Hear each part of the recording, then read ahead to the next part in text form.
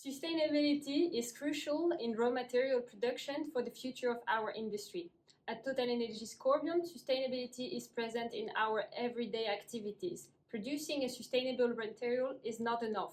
We believe that all our efforts in having a sustainable production have to be transparent and reported externally for our customers and just for everyone.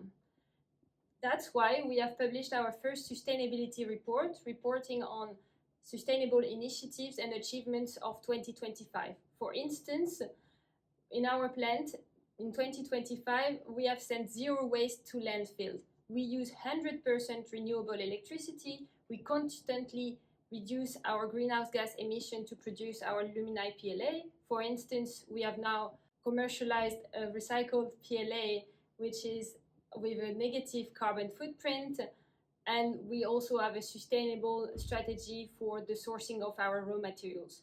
But more than that, at TotalEnergies Corbion, we believe that we cannot reach a sustainable economy by ourselves. We believe in collaboration. This is why in this report you will find a lot of examples of collaboration with customers to develop the market, collaboration with other industry partners, participations in projects for innovations, for instance in research and development, and a lot of other examples on how we can make bioeconomy a more sustainable future.